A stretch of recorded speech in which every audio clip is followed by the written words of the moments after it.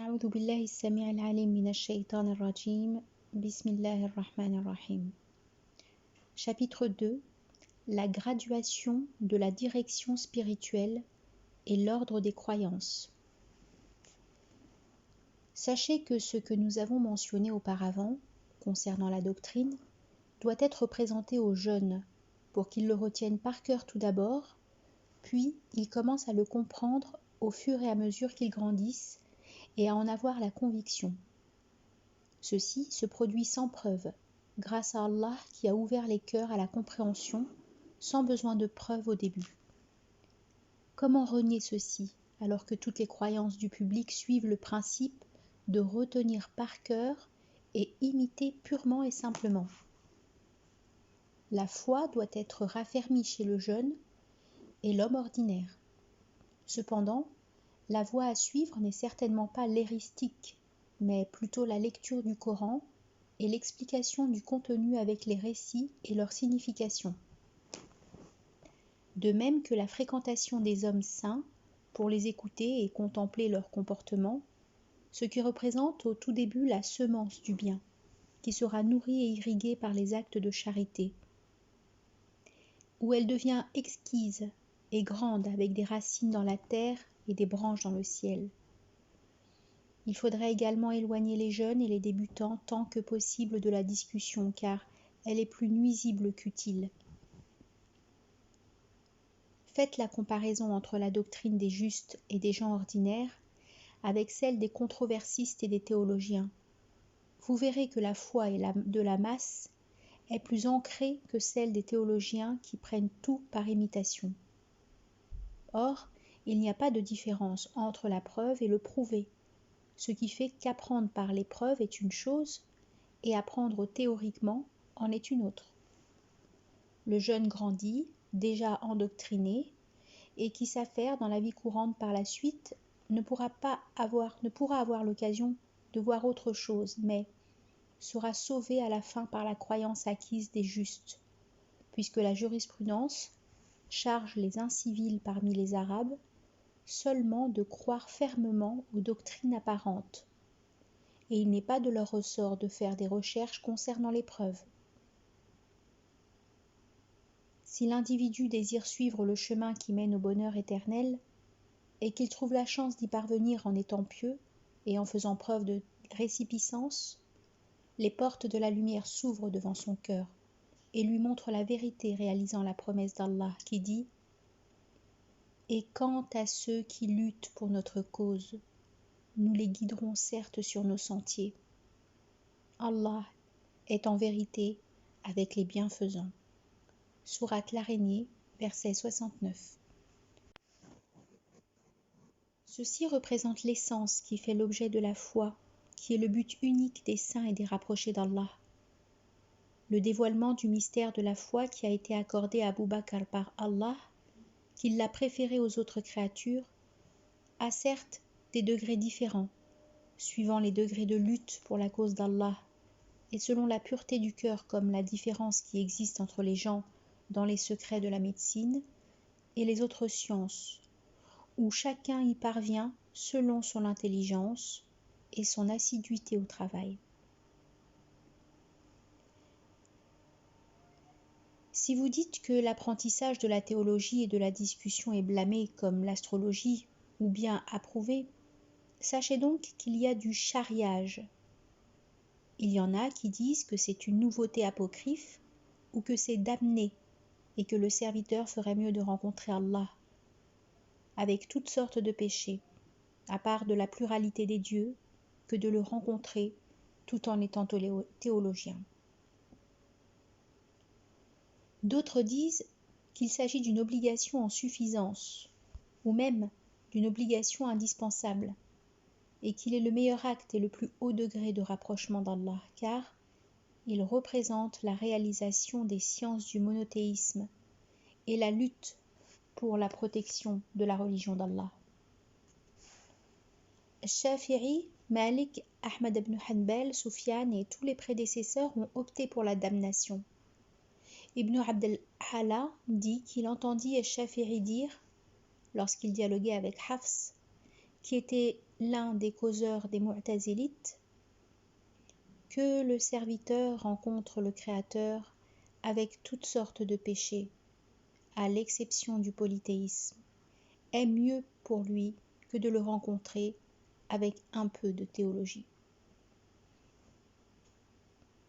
J'ai entendu Hafs dire des choses que je ne peux pas raconter.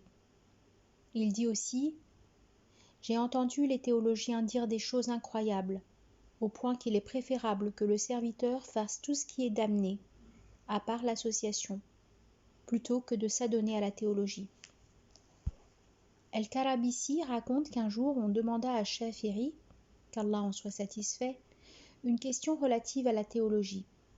Il se mit en colère et dit « Posez une question pareille à Hafs el-Fard et à ses amis, puisse Allah les maudire. » Lorsque Shafi'i tomba malade, Hafs vint le rendre visite et lui dit « Qui suis-je » Il dit « Hafs el-Fard, qu'Allah ne te protège pas et ne te garde pas tant que tu ne te repentes pas. » Il dit aussi « Si les gens savaient ce qu'il y avait comme tentation dans la théologie, ils auraient fui comme devant un lion. » De même qu'il dit « Si vous entendez l'homme dire que le nom est le dénommé ou autre que le dénommé, soyez sûr qu'il est un théologien athée. »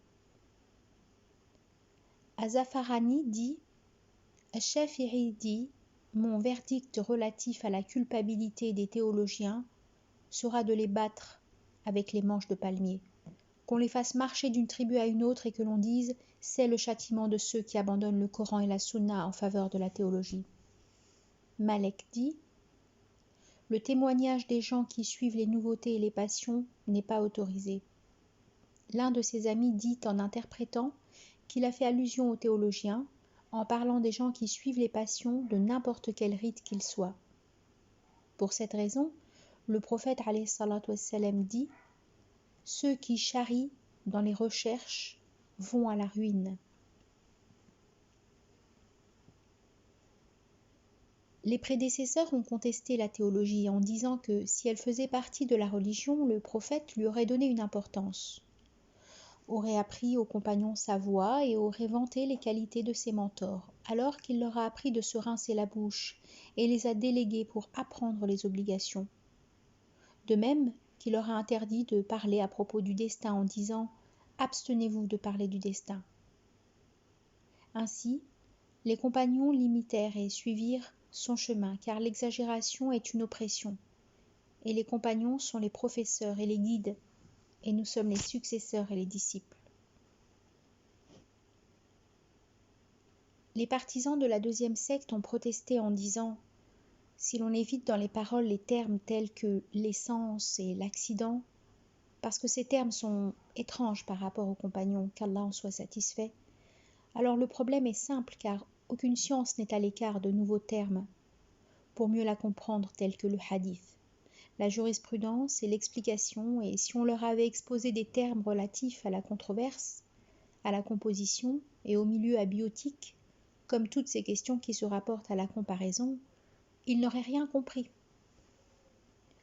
Or, créer un terme pour expliquer correctement un objectif est comme la création d'ustensiles avec des formes nouvelles pour s'en servir dans tout ce qui est licite. Mais si c'est le sens qui est à éviter, nous ne voulons désigner que la création de l'univers et le monothéisme avec ses qualités telles qu'il est énoncé dans les lois islamiques, et depuis quand il est damné de connaître Allah par la preuve. Et encore, si l'objectif est d'éviter le fanatisme et tout ce que les paroles peuvent provoquer, il faut en prendre garde tout à fait de la même façon qu'on évite l'orgueil, le mensonge, les flatteries et la recherche des postes par le biais du hadith, de l'explication et de la jurisprudence qui sont désapprouvés. Cependant, on n'interdit pas ces sciences si l'objectif est de les appliquer. Et comment alors interdire la mention de la preuve alors qu'Allah dit « Donnez votre preuve » Sourate la Vache, verset 111. Et encore, pour que sur preuve périt celui qui devait périr et vécut sur preuve celui qui devait vivre. Sourate le Butin, verset 42. Et encore, vous n'avez pour cela aucune preuve. Sourate Jonas, verset 68. Dit, et encore, dit, l'argument décisif appartient à Allah. Sourate les Bestiaux, verset 149. Et encore, n'as-tu pas su l'histoire de celui qui, parce qu'Allah l'avait fait roi, argumenta contre Abraham au sujet de son Seigneur? Abraham ayant dit, j'ai pour Seigneur celui qui donne la vie et la mort. Moi aussi, dit l'autre, je donne la vie et la mort. Alors dit Abraham, puisqu'Allah fait venir le soleil du levant, fais-le donc venir du couchant. Sourate la Vache, verset 258.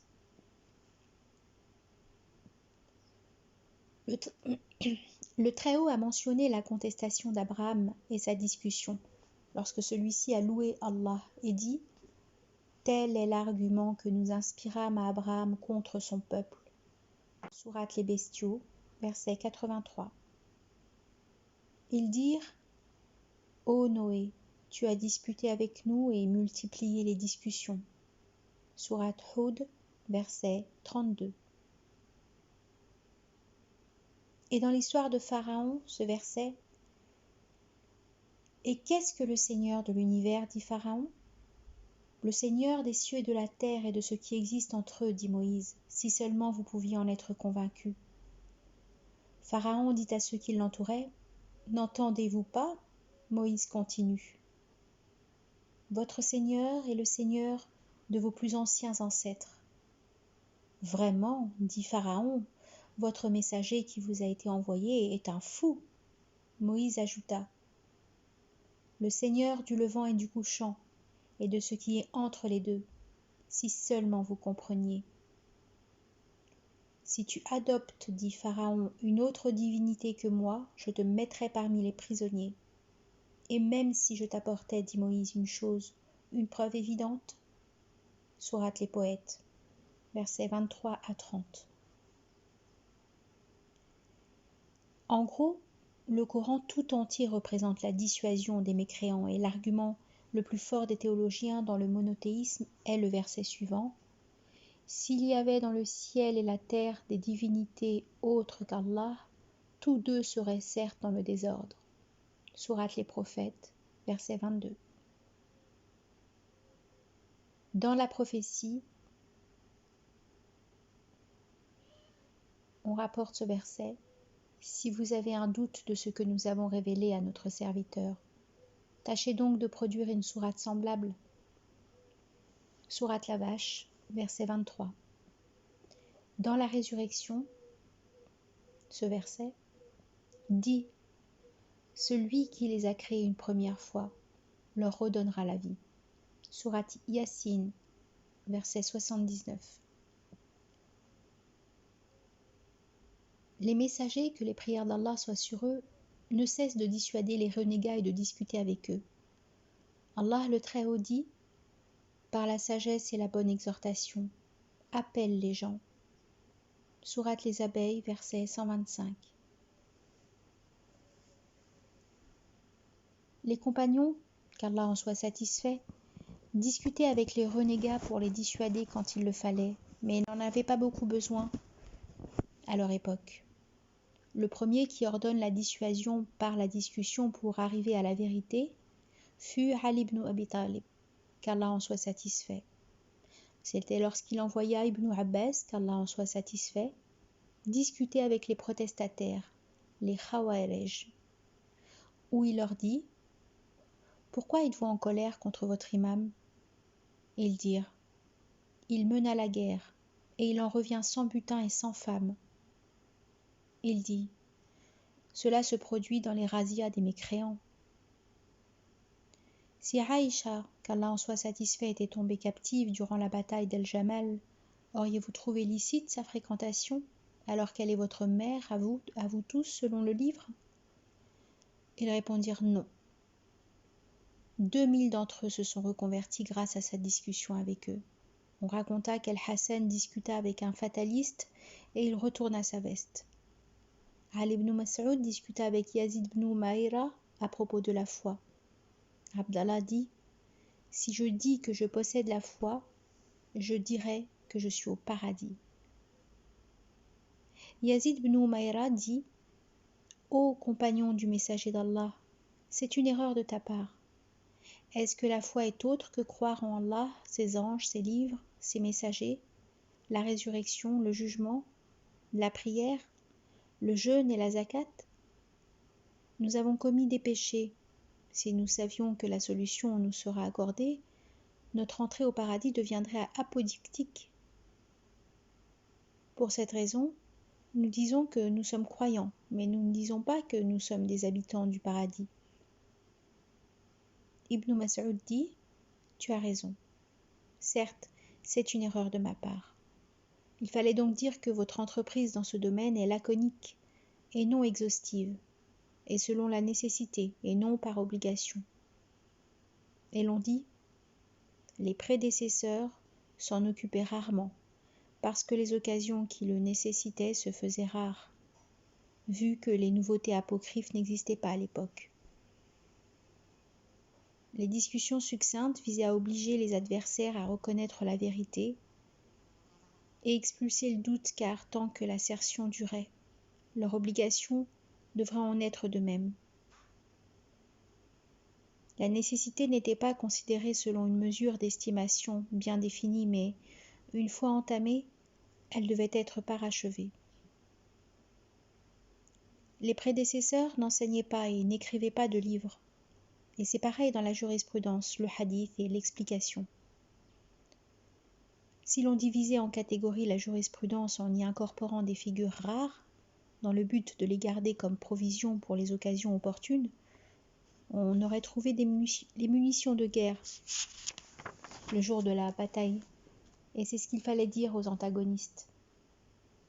Si vous dites « qu'est-ce que vous en choisissez ?»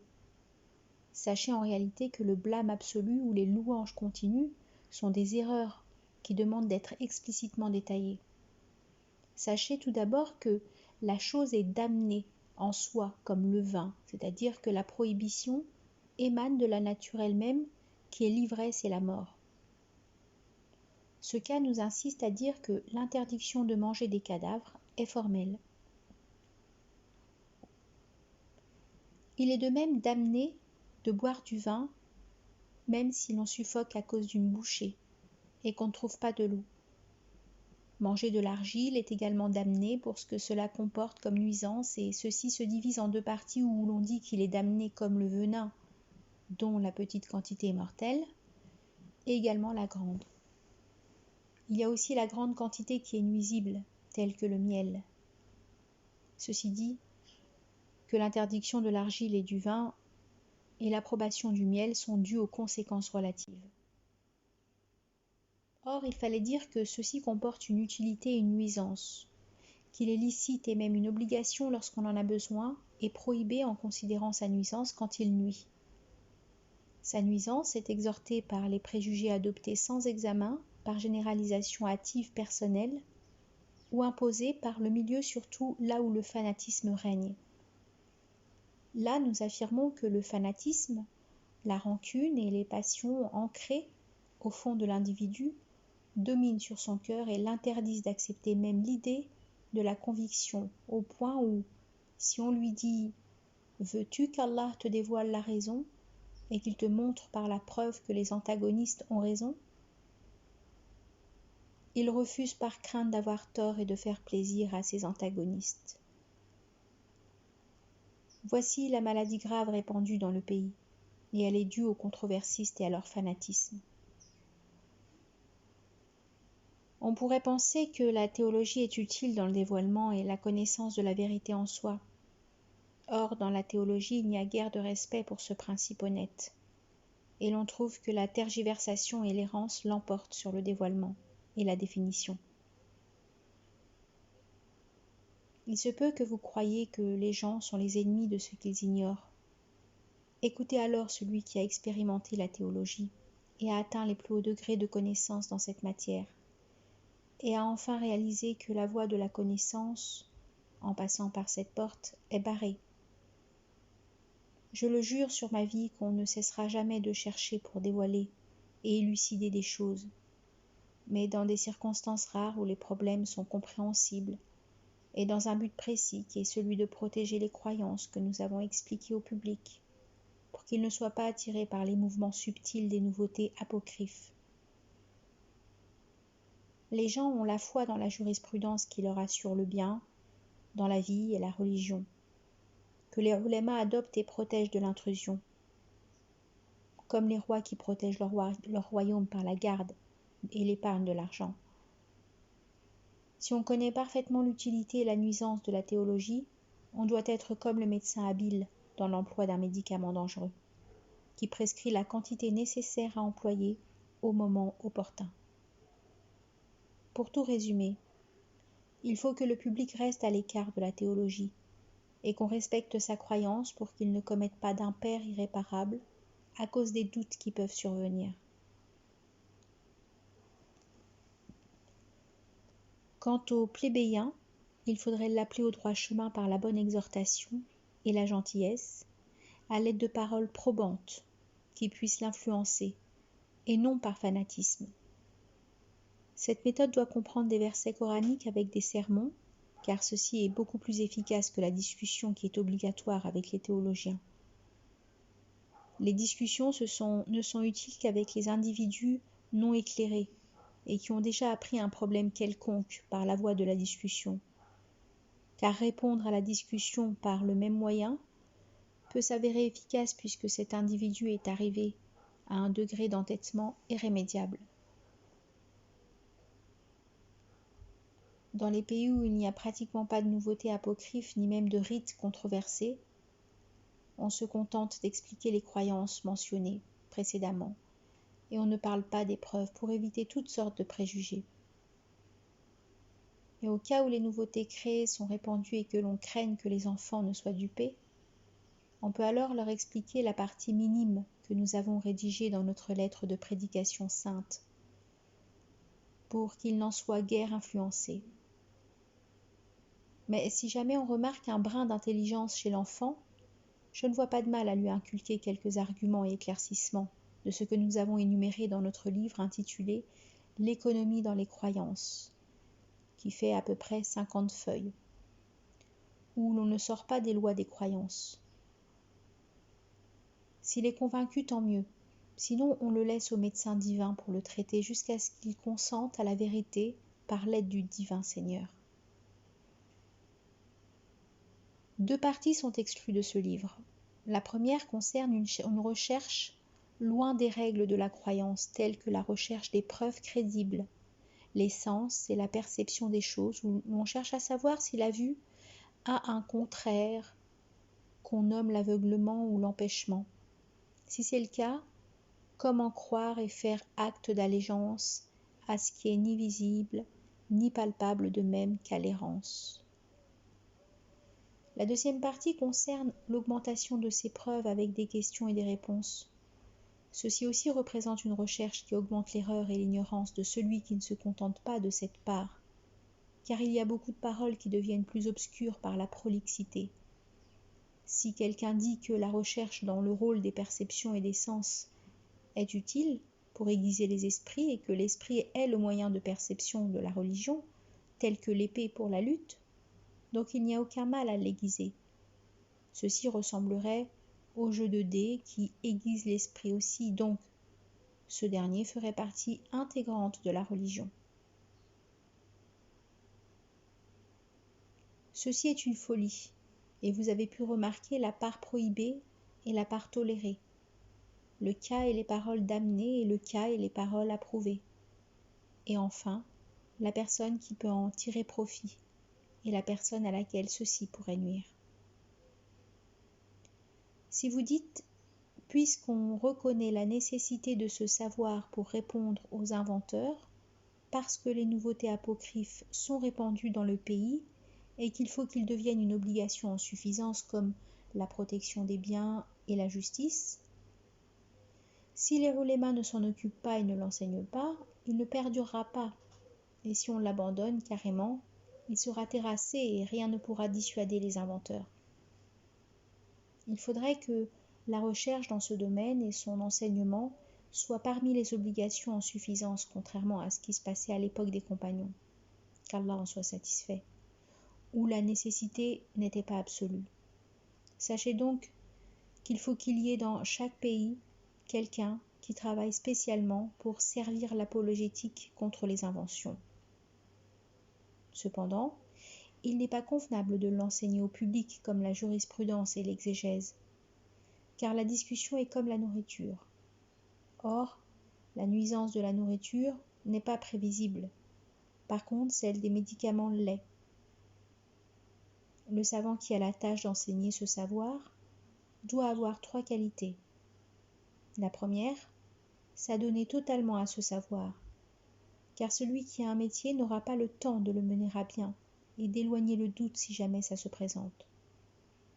Deuxièmement, posséder l'intelligence, l'éloquence et la spontanéité, car celui qui est niais et lent à comprendre ne pourra rendre service à celui qui en a besoin.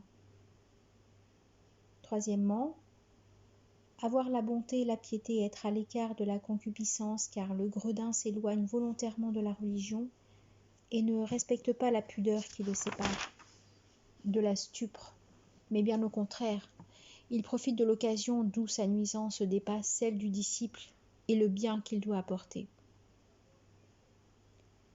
Si vous arrivez à comprendre ces divergences, vous verrez clairement que l'argument loué est du genre des versets coraniques qui influencent les cœurs et œuvrent pour la conviction, sans rentrer dans les détails que les gens ne comprennent pas, et que lorsqu'ils comprendront, croiront qu'il s'agit de sortilèges et leur résistent.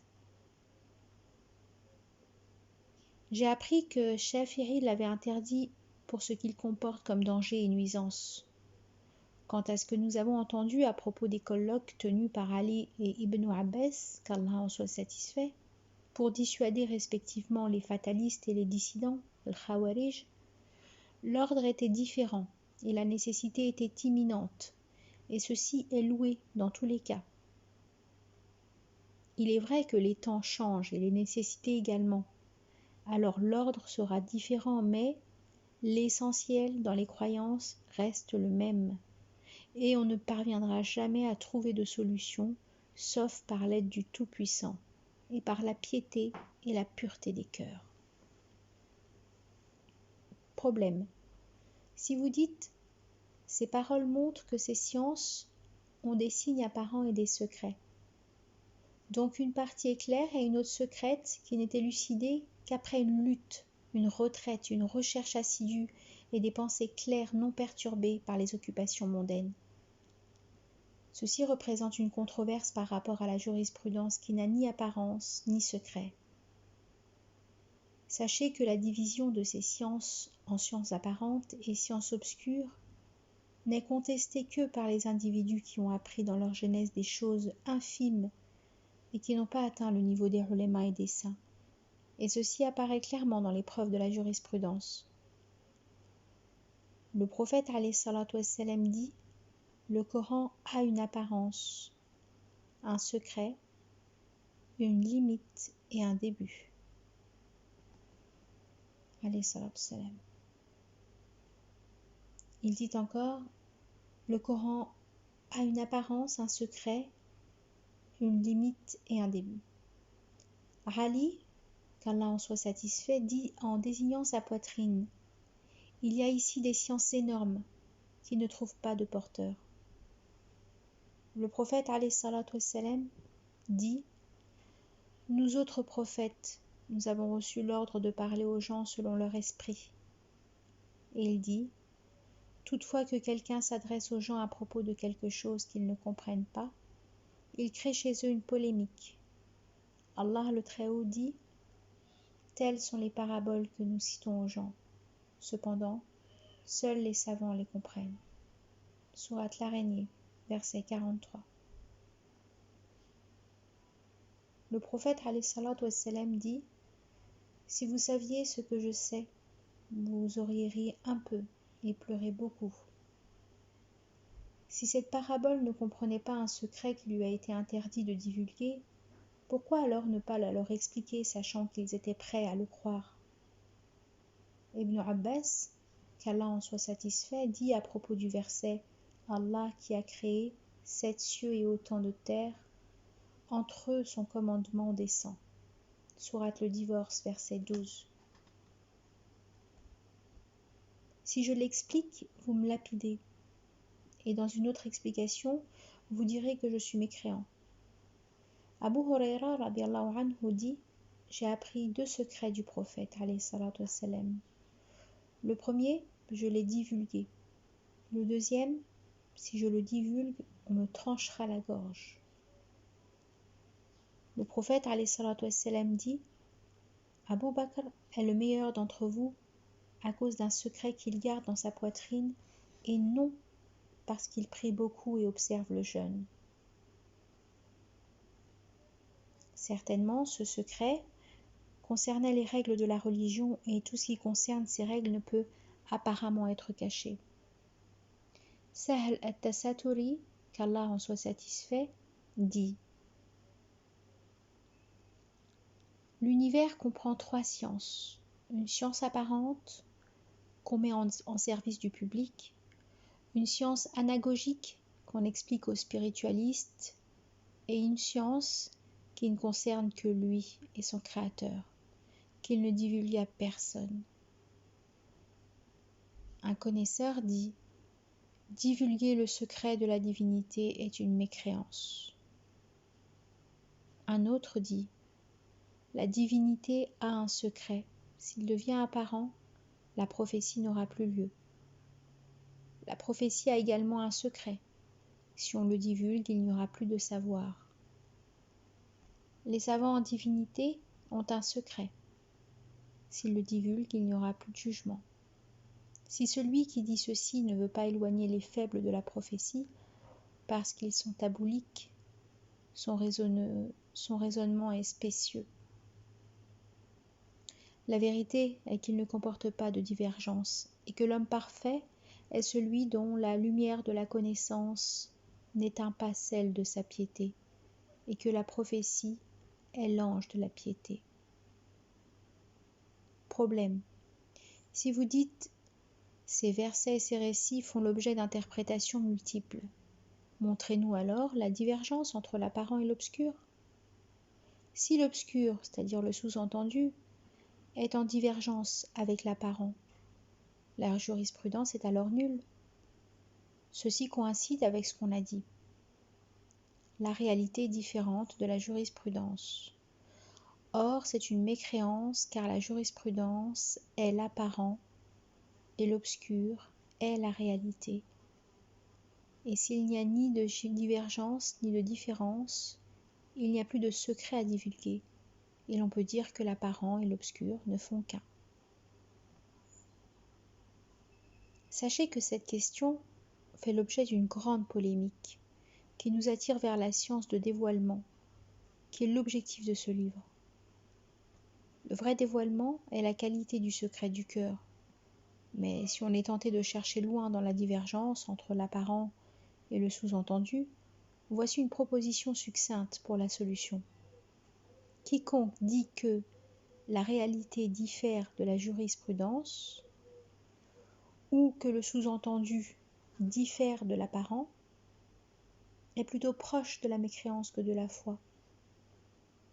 Les secrets propres au rapproché d'Allah qu'ils saisissent à l'exclusion de la majorité et qu'ils refusent de divulguer font 5 parties.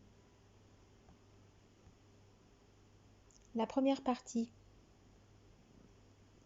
Le sujet doit être très précis et difficile à comprendre par rapport à la majorité des gens et ne doit pas être divulgué pour ne pas créer une polémique.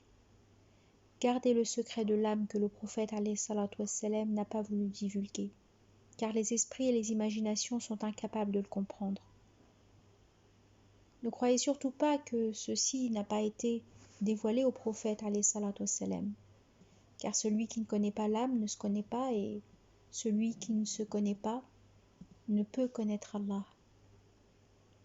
Il n'est pas impossible que ce secret soit dévoilé aux saints et aux savants, bien qu'ils ne soient pas des prophètes, mais ils respectent l'éthique de la jurisprudence, puisqu'ils gardent le secret que le prophète alayhi salatu wassalam n'a pas divulgué. De même qu'il y a des qualités divines que les gens ne peuvent saisir et que le prophète alayhi salatu wassalam n'en a mentionné que ce qui est apparent des sciences, des capacités et autres que les gens ont compris grâce à une imagination qui convient à leur connaissance et à leur capacité. Cependant, si le prophète alayhi salatu wassalam avait procédé à l'explication des qualités incompréhensibles, les gens seraient restés ébahis, tels que si on parlait à un enfant du plaisir sexuel ou du fantasme, il ne le comprend qu'en comparaison avec les délices de la nourriture qu'il saisit par le goût, et ceci ne concrétise pas la compréhension.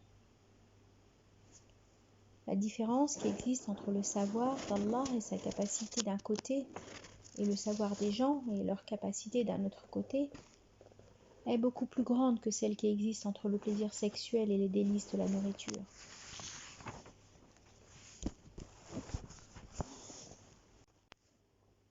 Grosso modo, les gens ne saisissent que leurs qualités propres, présentes ou qu'ils possédaient auparavant. Puis, par la comparaison, ils peuvent faire comprendre aux autres. Ici, il ne s'agit pas d'incapacité d'expression, mais plutôt d'une reconnaissance d'incapacité de comprendre la providence divine. As-Siddiq, qu'Allah en soit satisfait, dit « Grâce à Allah qui a fait de l'incapacité des gens de le connaître un moyen de le connaître. » Pour revenir au sujet, nous disons qu'une partie que les gens ne comprennent pas représente l'âme et les qualités d'Allah. Le prophète alayhi salatu wassalam en fait allusion en disant « Allah a 70 voiles de lumière. S'il les ôte, les lueurs de son visage brûleront ceux qui le voient. »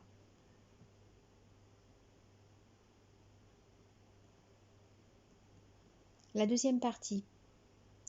Il est des choses secrètes que les prophètes et les saints refusent de mentionner, bien qu'ils les comprennent, mais les mentionner pourrait s'avérer nuisible pour les auditeurs et non pour eux. Le mystère qui interdit aux savants de la divulgation de cette partie est qu'elle est nuisible, comme les rayons du soleil pour les chauves-souris. Si nous disons que la mécréance, la fornication et la débauche sont toutes commises par la volonté d'Allah, et que celle-ci est une obligation en soi, ceci est nuisible car on sous-entend la stupre, l'opposé de la sagesse et l'admittance de ce qui est laid et oppressif. Ibn Arawendi et toute une foule sont devenus perfides à cause de cela. Si quelqu'un dit que la résurrection aura lieu dans 1000 ans ou plus ou moins, ça se comprend, mais ceci n'a pas été mentionné par peur de nuire aux gens, car si le délai est lointain, la rémittance incite les gens au désintéressement. Mais si le délai est proche, les gens seront pris de panique, délaisseront leurs travaux et céderont tout à la ruine. Ceci est l'exemple de cette partie. La troisième partie. Tous les problèmes doivent être exemplifiés de façon symbolique pour influencer les auditeurs et attirer leur attention. Lorsque quelqu'un dit « J'ai vu un homme mettre un collier de perles au cou d'un porc », faisant allusion à la divulgation du savoir et à la diffusion de la sagesse devant des gens inaptes, l'auditeur comprend et remarque ce qui est apparent, tandis que celui qui cherche et vérifie se rend compte qu'il n'y a ni cochon ni perles, et l'on remarque la différence qui sépare les deux. Un poète dit « Deux hommes sont installés en face d'un poissonnier en chômage. L'un est tailleur et l'autre est tisserand. Celui-ci ne cesse de tisser pour celui qui s'en va et celui-là fait la coupe pour celui qui revient. » Il a voulu faire allusion à l'ordre divin du va-et-vient, et ce genre d'expression est ce qu'on appelle l'explication exemplifiée. Le prophète alayhi salatu wassalam dit « Celui qui relève sa tête avant l'imam, ne craint-il pas qu'Allah échange sa tête contre celle d'un âne ?» Or ceci n'a jamais existé et ne peut pas exister, mais d'un point de vue explicite il existe, car sa tête deviendra celle d'un âne par la stupidité et la niaiserie et non par la forme. Ce secret est connu de façon différente de ce qui est apparent, par une preuve de l'esprit ou de la jurisprudence. Concernant la preuve de l'esprit, son explication d'après le style apparent est impossible, comme la parabole du prophète alayhi salatu wassalam qui dit « Le cœur du croyant est enserré entre deux des doigts du très miséricordieux. » Lorsqu'on vérifie les cœurs des croyants, on ne trouve pas de doigts, donc ces derniers font l'objet d'un emploi métonymique pour désigner la puissance qui est plus perceptible. Parmi les métonymies qui font allusion à la puissance, se trouvent les paroles d'Allah qui disent « Quand nous voulons une chose, notre seule parole est « Sois » et elle est. Sourate les abeilles, verset 40. Dans cette parabole, l'apparence est insaisissable car s'adresser à une chose avant qu'elle n'existe est impossible. Et si cette chose existe déjà, il n'y a nul besoin de dire « Sois ». D'après la liturgie islamique, il est possible de l'appliquer sur l'apparent. Mais on dit qu'il est voulu pour l'évident, comme dans l'explication du verset coranique suivant. Il a fait descendre une eau du ciel à laquelle des vallées servent de lit selon leur grandeur. Sourate le tonnerre, verset 17. Le sens de l'eau stipule ici le Coran. Les vallées stipulent les cœurs, dont une partie saisit beaucoup, une autre partie saisit un peu, et une dernière partie ne saisit rien. La mousse, c'est comme la mécréance et l'hypocrisie. Lorsqu'elle apparaît à la surface de l'eau, elle ne tarde pas à éclabousser et de disparaître. Mais le droit chemin utile pour les gens reste. Dans cette partie, il y a des gens qui se sont approfondis et ont interprété ceci à l'instar de ce qui concerne la vie future, telle que la balance et le jugement. C'est là une intervention car ils n'ont pas procédé par des exemples vifs et courants, alors que ceux-ci sont possibles et par conséquent nécessaires. La quatrième partie. L'homme doit d'abord tout saisir en gros, puis en détail par la recherche et le goût, qui deviennent partie intégrante de la personne, et le premier sera comme la peau et l'apparent, et le deuxième comme la pulpe. Ceci ressemble à un homme qui aperçoit quelqu'un de loin dans les ténèbres, et qu'au fur et à mesure qu'il s'approche et que les ténèbres disparaissent, la vue devient claire, et il saisit la différence. Ainsi, le deuxième est le complément du premier, et non l'antagoniste. Il en est de même pour le savoir, la foi et la croyance, où l'homme peut croire en l'existence de la passion, de la maladie et de la mort, avant qu'elle n'arrive, mais il les réalise davantage après l'événement. Cependant, l'homme passe par 3 étapes différentes, relatives à la passion et le plaisir. La première, il y croit avant que cela n'arrive. La deuxième, lors de l'événement, et la troisième après son passage. Réaliser la sensation de la faim après sa disparition diffère de la sensation avant qu'elle ne passe. Il y a une différence entre le savoir du malade relatif à la santé et le savoir du saint.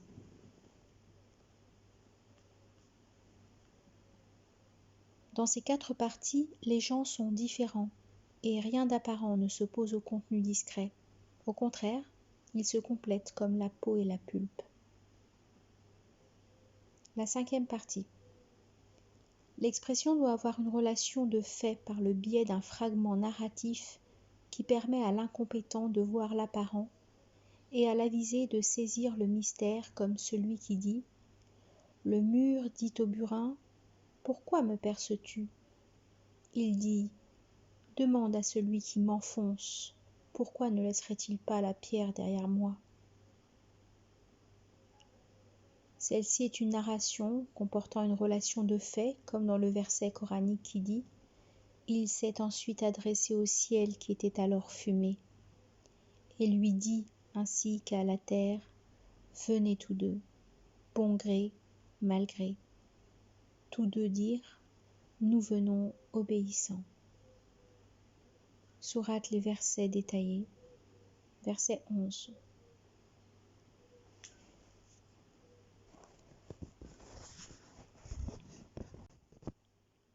Le stupide ne peut leur imaginer une vie, un esprit et une oralité traduits par un son et une lettre que le ciel et la terre entendent, se sauvent et disent « Nous venons obéissants », tandis que l'avisé comprend qu'ils sont des porte-paroles chargés par nécessité.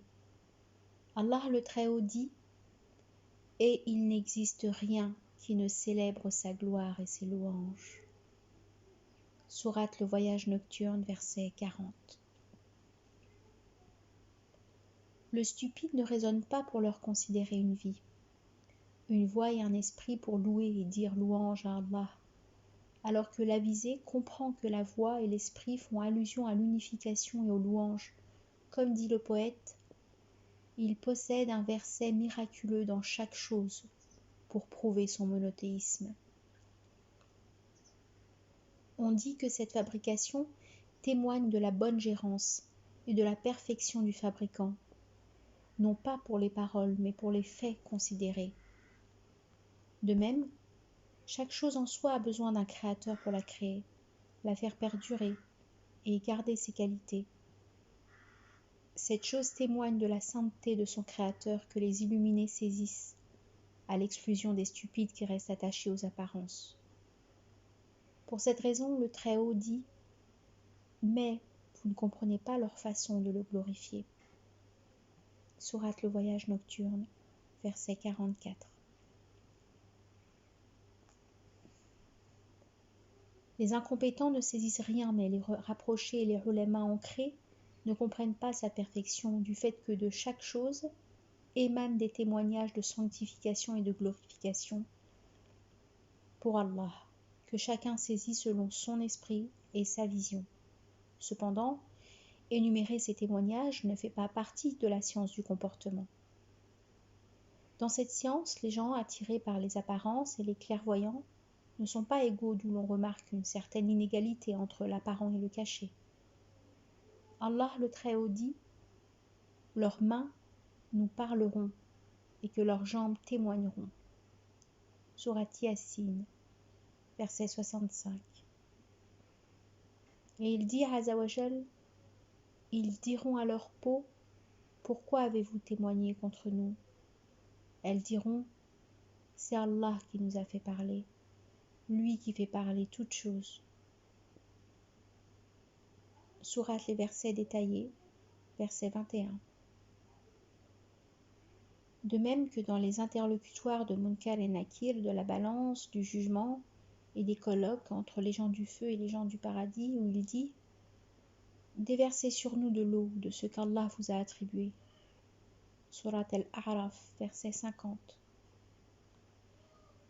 Il prétend dire que ceci représente une concrétisation de la réalité. D'autres sont partis trop loin dans leur interprétation, tels que Ahmad ibn Hanbal, où son interprétation pour soi et elle est, a été interdite.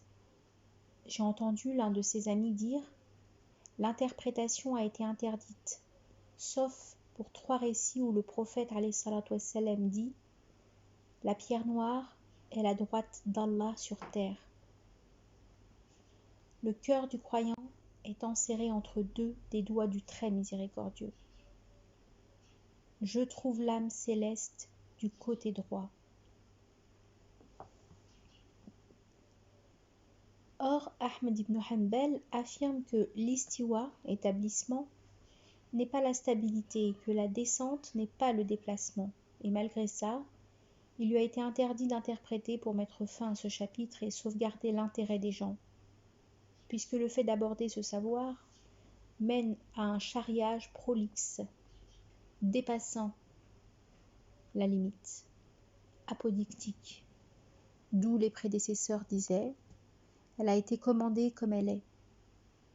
Et Malek, qu'Allah repose son âme en paix, dit à propos de l'istiwa, l'établissement, l'istiwa est connu, le procédé est inconnu, la foi est un devoir, et la question est une nouveauté apocryphe. Les Ash'arites ont opté pour l'interprétation des qualités d'Allah, ont délaissé ce qui touche à la vie dans l'au-delà et en ont interdit l'interprétation. Les Mu'tazilites les ont dépassés par l'exagération en interprétant des qualités d'Allah, la vision et l'ouïe. Ils ont interprété le voyage nocturne en disant qu'il n'a pas été effectué par le corps et ont interprété également le châtiment de la tombe, la balance, le jugement et une grande partie relevant de l'ordre de la vie future. Cependant, ils ont reconnu la résurrection des morts avec tout ce qu'elle comprend comme plaisir et délices concrets, et le feu qui brûle ces corps et fait fondre la graisse. De là, les philosophes ont dépassé tout ceci, en interprétant tout ce qui concerne la vie dans l'au-delà, prétendant qu'il s'agit de châtiments spirituels et de plaisirs imaginables dans l'esprit, tout en reniant la réincarnation. Ils dirent que les âmes sont éternelles et qu'elles sont soit récompensées, soit châtiées, mais de façon immatérielle. Et ceux-là sont ceux qui exagèrent. La limite qui sépare tout ce relâchement de la raideur du hanbalisme est tellement obscure et fine que seuls les avisés saisissent grâce à la lumière divine et non par l'ouïe. Ainsi, ils dévoilent les mystères tels qu'ils sont, réfléchissent aux termes, approuvent ce qu'ils voient par la lumière de la foi et interprètent ce qui diverge.